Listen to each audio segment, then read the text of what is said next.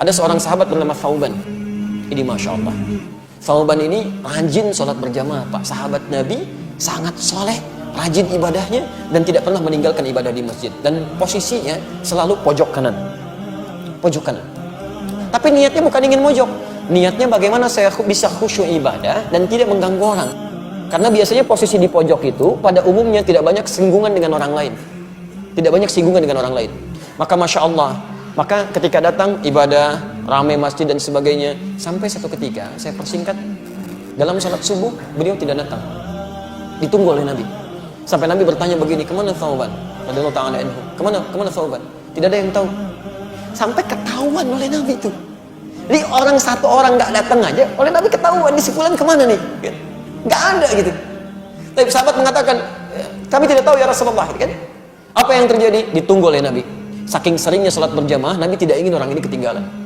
Ditunggu sampai agak kemudian melewat, waktunya mulai berlanjut, diputuskanlah untuk dilakukan sholat.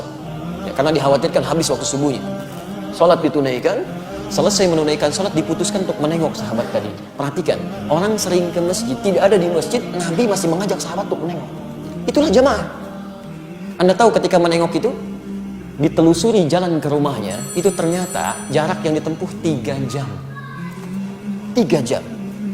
Nah, yang paling ingin saya sampaikan ketika ditengok, istrinya kemudian boleh keluar mengatakan, Tufiya zawji.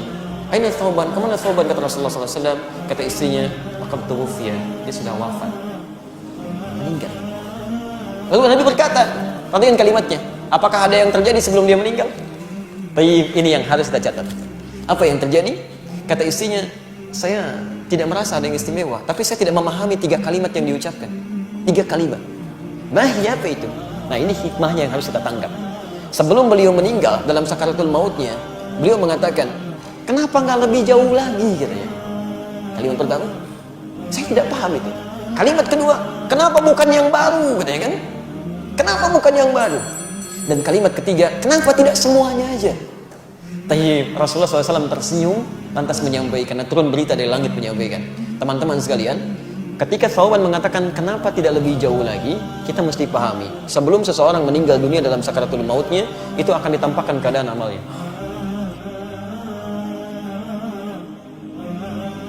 Nah, ini ditampakkan bahwa ketika beliau berangkat ke masjid itu ditampakkan pahala-pahala kebaikannya. Maka dia katakan, ya Allah, kenapa nggak lebih jauh lagi masjidnya?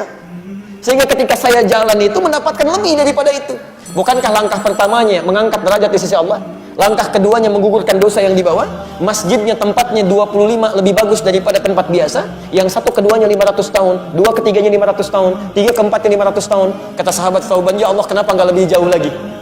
Yang kedua, ternyata ketika musim dingin beliau berjalan, beliau menggunakan pakaian double. Yang paling dalam itu pakaian barunya, yang luar pakaian lamanya.